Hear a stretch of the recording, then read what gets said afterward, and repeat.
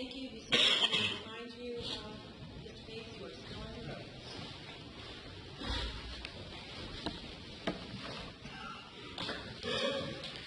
Good afternoon, or good morning. My name is John Brevis, and I'm going to ask you a couple of questions, okay? Very well. I'm going to ask you two favors. One, I'm going to ask you to keep your voice up, which I don't think is going to be a problem with you. And then two, if at any point in time I ask you a question and you don't understand it, I want you to let me know. So I will rephrase it, explain it, but it's always important that we're on the same page, okay? Yep. This occurred November 16th of 2014, right? Yes. Prior to that, how long had you been working at Papa Don's? A year or more? Okay, so for quite a while. Yes. After the November 16th, how long did you continue to work at Papa Don's? I'm not sure. Well, like a day or a week or a month, a rough estimate. Maybe a month or so.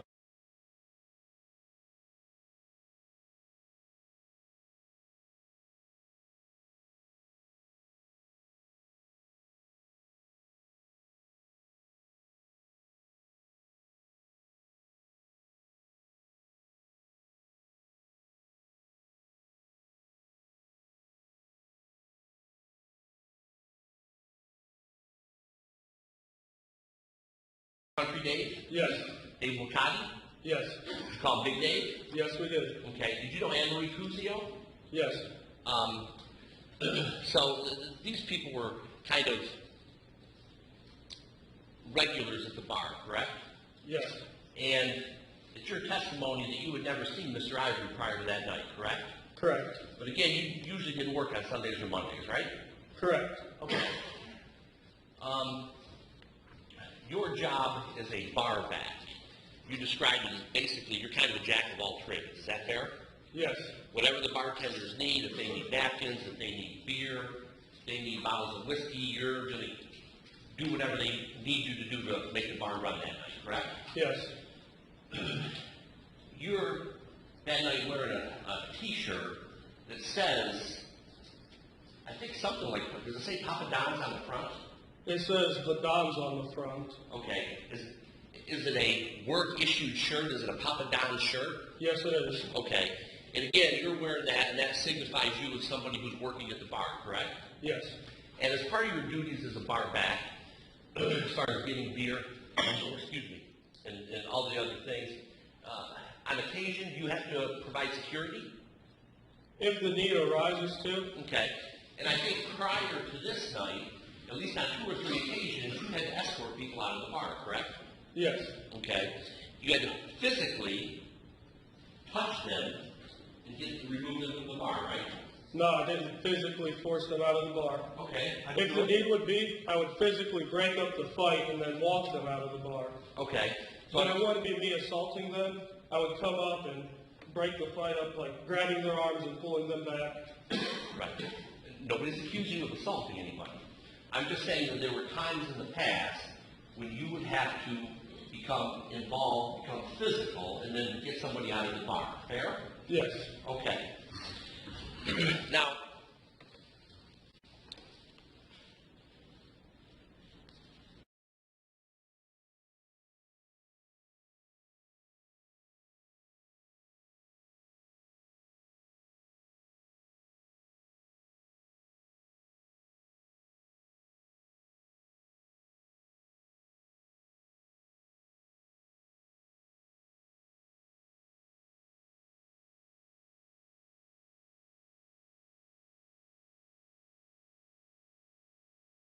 No. okay, you never talked to Tiffany, or it never came up in conversation at the bar about what happened? We just tried not to talk about it. Police chaplain got us all together during the week it was closed. Just Okay. kind of discuss our feelings, but nothing about what actually happened. Okay. Now, on direct testimony, you had said that, well, frankly, I can't remember. Did you see Kenan Ivery when he first walked in the bar? Very first time that night? Yes, I did. Okay. And again, I think you said there was nothing unusual about him, right? No. He's just a guy walking in a bar. Yep, I walks into the bar, orders food. Okay. And again, just so we're clear, and he kind of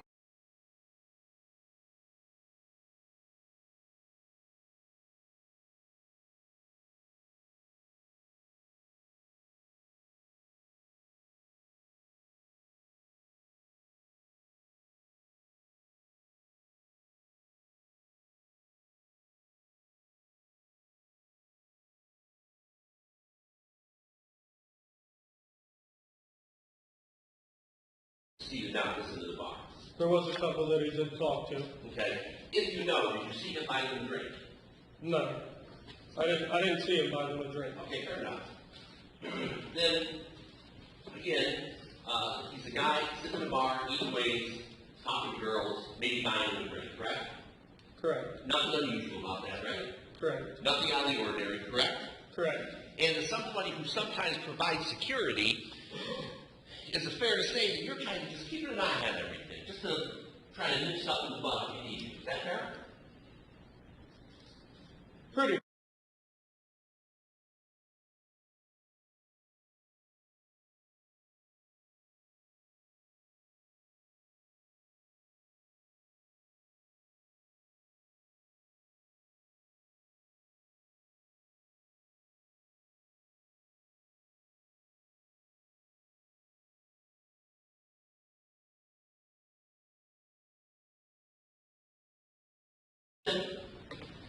By then, I mean, Mr. Ivory and Tiffany having this conversation here. You walk up, correct? Yes. Are you able to hear what they're saying? I could not hear what they were saying. Okay. But again, there's nothing about their interaction here that causes you to take action or be overly concerned or anything, correct? The reason I approached was because I could tell by body language that something was going on. Okay, that's fair. But again, when you get up there, you're satisfied that they don't need you, and you turn around and walk away, correct? Yes. So there's nothing about that interaction that happens between Tiffany and Mr. Ivory here that causes you to stick around or become involved in that conversation, right? Yes. Okay.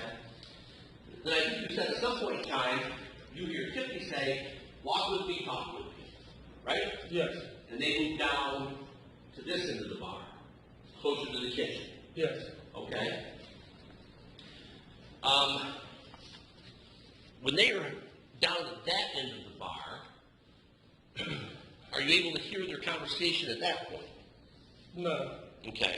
So you know they're talking, but you're not able to hear what they're talking about, correct? Correct.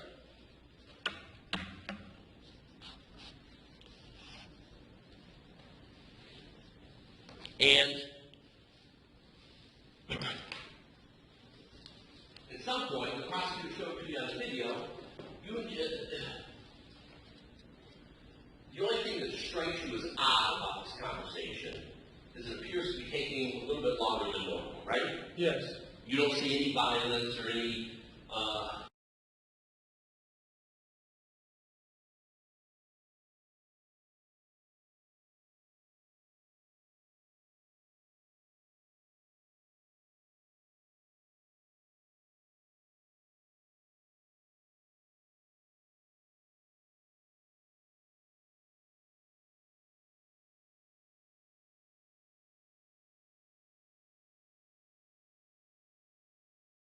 all right. Now, at some point in time, again, you're standing next to Justin Winebrenner, and you guys walk over in their general area, correct? Correct. And you hear, or Tiffany says to him, or you, or the two of you, something effective, hey, don't worry about it, it's all under control, correct? Yes. Okay. And based on that,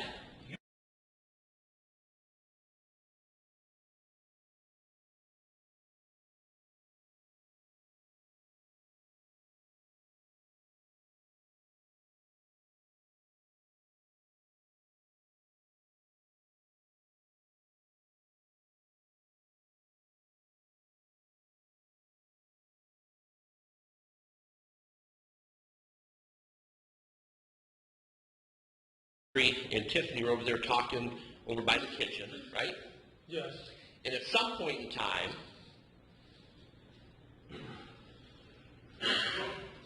there must have been some discussion about packing up his food Because they tell you to go get a to-go box, right? Yes. And the to-go boxes, like we saw it in the video, but they keep them back here kind of somewhere?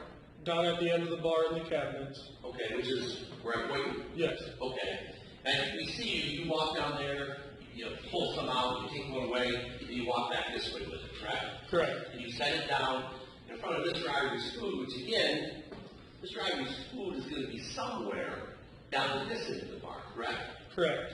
Closer towards the L than up at this end, correct? Correct. All right. And you set it down there. That you're pretty much done with it, correct? Correct. Okay. Now,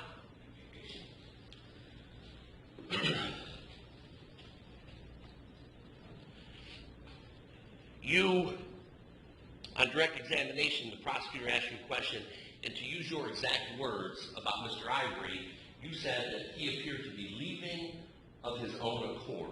You remember saying that? Yeah. Okay. So again, in fact, after the conversation, Tiffany walks away from him, correct? Yes. And Justin Winebrenner has nothing to do with this whole thing. He just sees it at the bar, correct? Yes. And after you get in his to-go box, you have nothing to do with the situation, correct? Yes. He is left. They've asked him to leave, apparently, but nobody's escorting him out, correct? Yes. Tiffany never says to you, hey, get this guy out of here, correct? Yes. Okay. In fact, nobody's even by him, so he can leave when he wants to leave, and he does. He just leaves, correct? Yes. All right. Nothing that drew your attention to the way he left or anything, correct? Whenever he stopped by Justin. Okay, well, we'll get to that.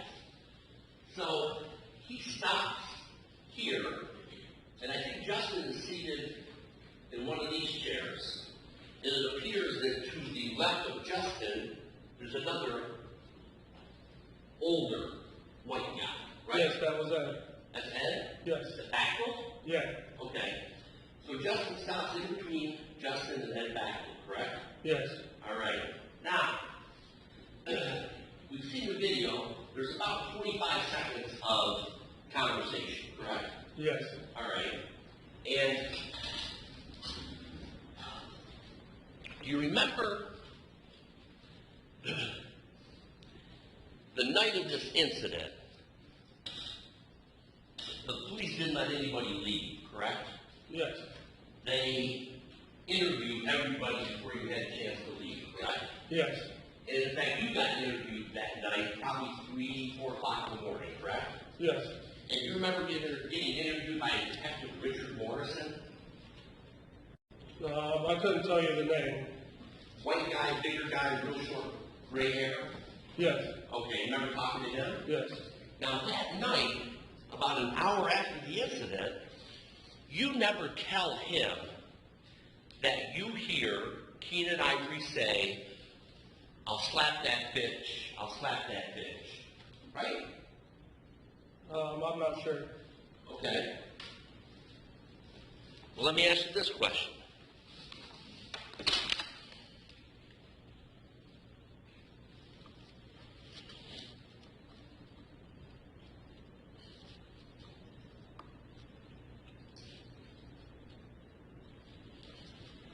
Do you recall that night saying to Detective Morrison that you heard Kenan Ivery say, I'll slap that bitch, I'll slap that bitch?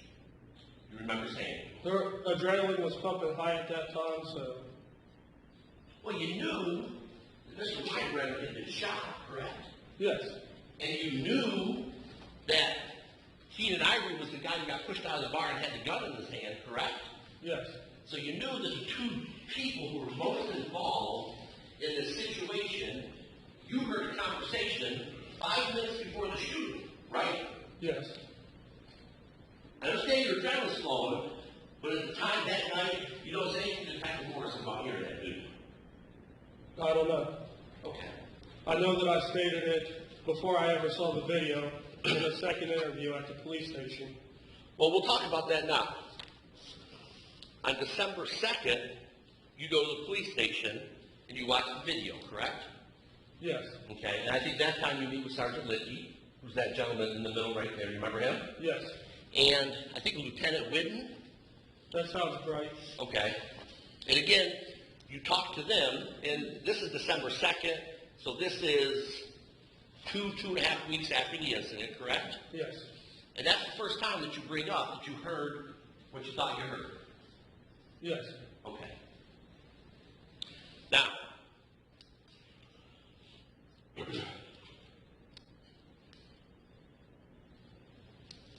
you go,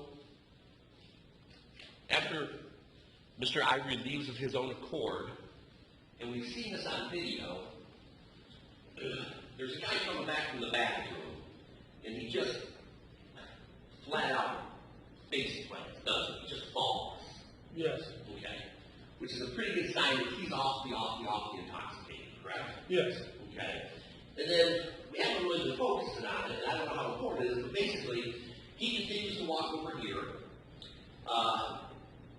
You see this, and you start to come over this way, correct? Yes. And I think one of the bartenders comes out there, and eventually Tiffany comes out there, and you convince this guy it's time to go, right? Yes. And it's your, the plan is, the plan is we're going to call this guy a cab and get him home, right? Yes. Okay.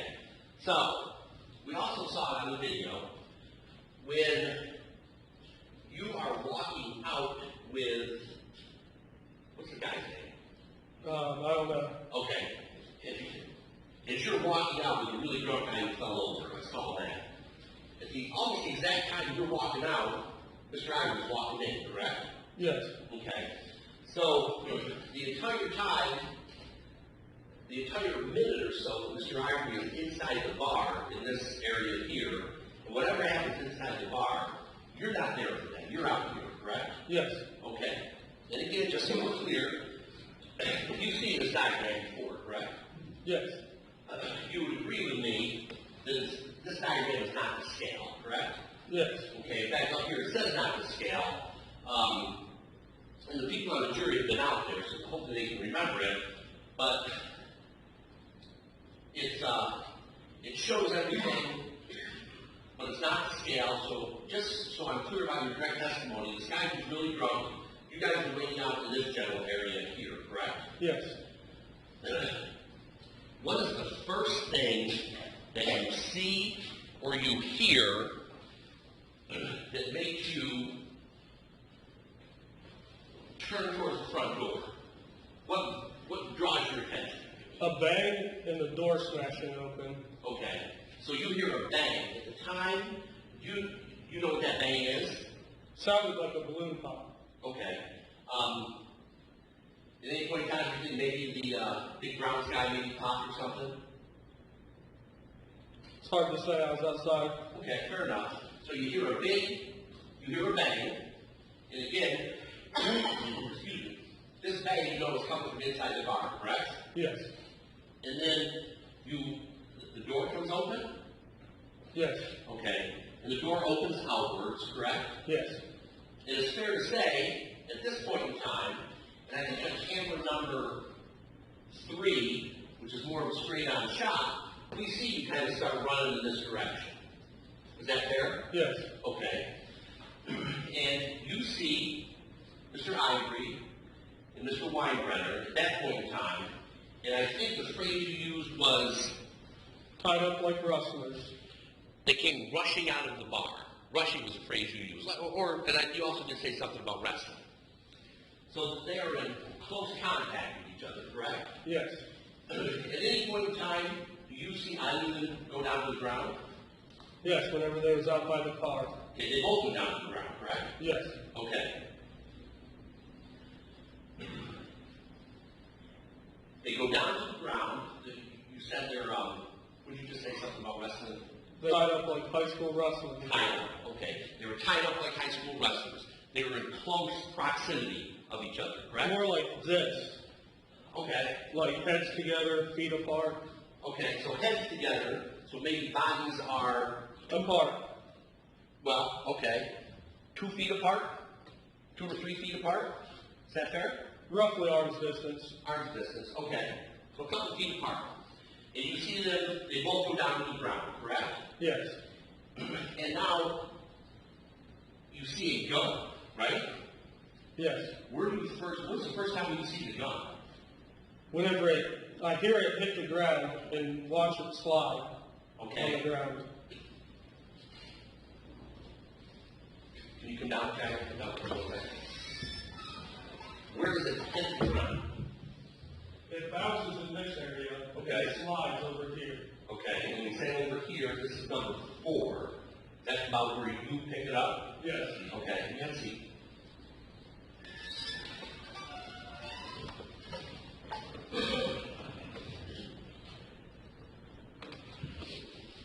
And then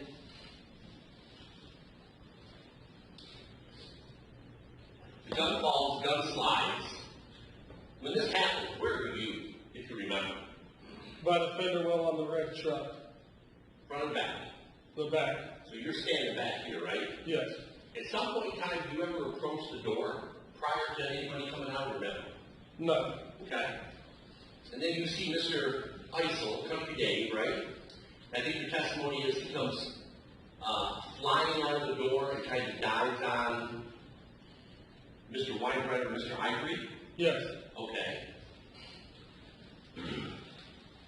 And this is all while they're falling and the gun's falling. Right. And just so we're clear, that this happens because we can see on the tapes when he gets pushed out of the door and when he starts to run away. And there's only maybe 5 to 10 seconds here. This is happening really, really fast. Things go kind of crazy, still the hectic, right? Yes. Okay. So we have Ivory down, Winebrenner on top of him, you going after the gun, and Isel also jumping on top, correct? I believe he was jumping while they were falling. Okay, so they're starting to go back, and Isel kind of also jumps on, right? Yes. And they all go down in the heat, correct? Yes. And then the gun's gone now out of anybody's hands at that point, right? When they're all down? Yes. Because you hear it and you see it, correct? Yes. All right. And then you see Mr. Ivory is able to get up and he starts running, correct? Yes. And you see him running, correct? Yes. And I think you tell the police later on that night he ran that way. I just said towards Market, I didn't see the direction. Okay, fair enough. And then you see the gun there, and you pick up the gun, right? Yes. And you walk the gun over to the dumpster, correct? Yes.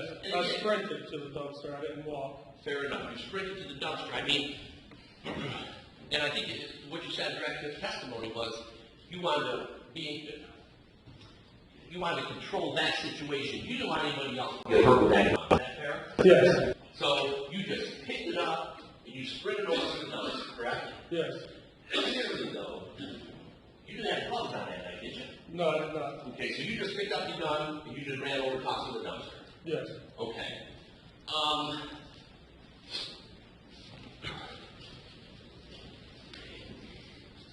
Are you the guy that found Mr. Ivory's glasses in your hand in the counter? No. I don't believe I was. Okay, you don't remember picking up a pair of glasses? No, I did not. Okay.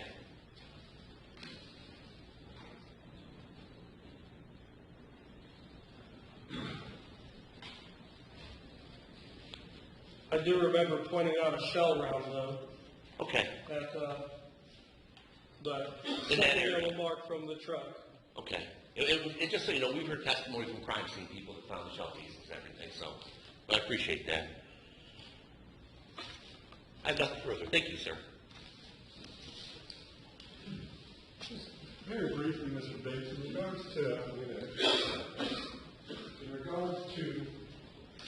the argument that's occurring back here between Tiffany and Kenan Ivery, and your testimony was Justin checked on them, you checked on them as well, is that correct? Yes.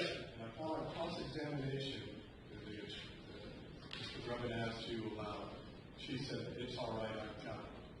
Were those her exact words? It's okay, baby, I have it, were her exact words. Okay, so is she talking to you when She's talking to Justin as he is in front of me. she's calling him baby? Yes. And that is calling Mr. Ivory as well at that point? Yes. Those are her exact words? Yes. No further questions? Just one. In that conversation, Tiffany is saying that to Justin, and he's in the video. If this is Justin, you're kind of standing to the right of the side, so you're right there to you here. Yes. Okay, thank you. Well, thank you, Mr. Bates.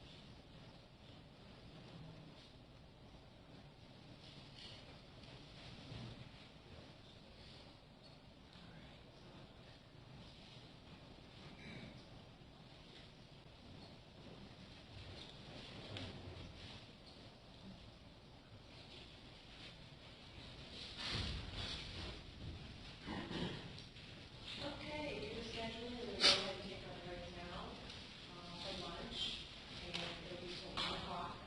Remind you, all the admonitions about discussing, investigating, deciding, or having any contact with those involved in the court. Thank you. All right.